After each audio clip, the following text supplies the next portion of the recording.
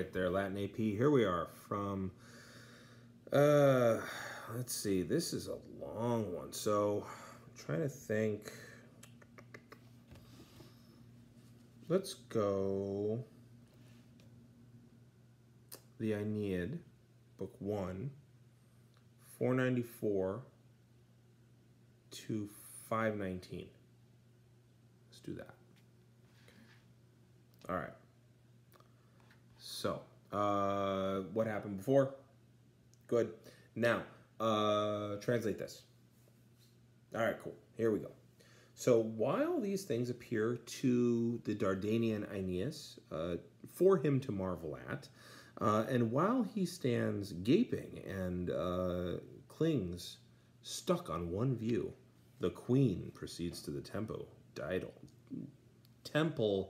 Dido. Man, I blew that entrance, didn't I? Most beautiful in appearance. And what I want you to do is think about how she would enter and what her theme music would be. And you should absolutely share that with everyone. With a large flock of youths flocking about. A large group of youths flocking about, perhaps.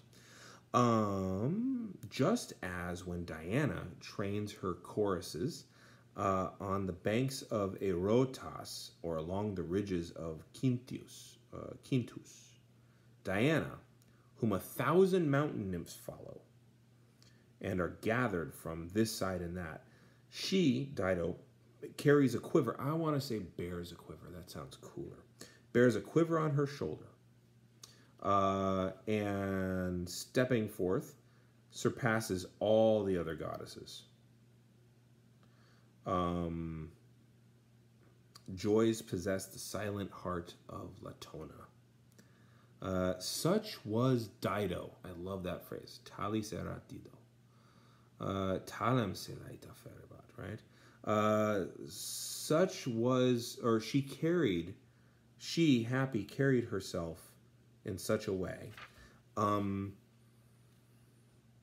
encouraging the work and the future kingdoms through the midst of everyone around her, per medios. Then at the doors of the goddess, in the middle of the vault of the temple, so like the most midly part, surrounded by weapons and resting high on her throne, she sat. So, I mean, there's your entrance, right? I always think the song Barracuda by heart. Yeah, so she handed out rights and laws to men. She equalized the labor between workers, or she drew lot. So in other words, she's like, oh, no, you know what? You did all that menial stuff yesterday. You get to do some of the detail. You switch with him. And if there's a dispute, she's like, we'll draw by lot. Oh, you got that. You got that. Okay. Which back then was considered a valid way to do things, because drawing lots showed you the will of the gods. When suddenly Aeneas sees in a great crowd approaching Antheus and Sergestus and brave Cloanthus and others of the Trojans, whom the sea had, with its black whirlwinds, driven apart from him and had carried deep within itself to other shores. At once, Aeneas himself stood agape, and at once Achates was struck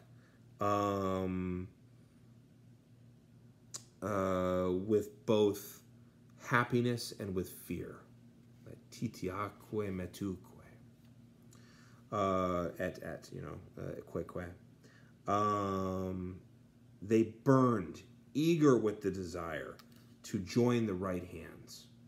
In other words, that's how they hugged their friends back then. But the unknown situation upset their minds. They being Aeneas and Achates, they hide their eagerness and kept closed up in a hollow cloud.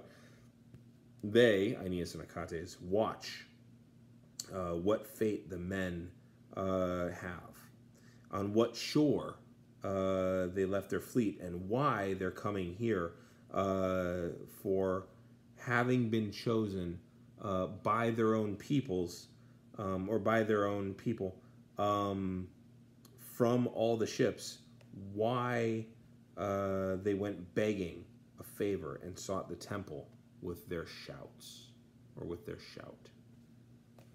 All right. That takes care of that. I'm going to hit the button.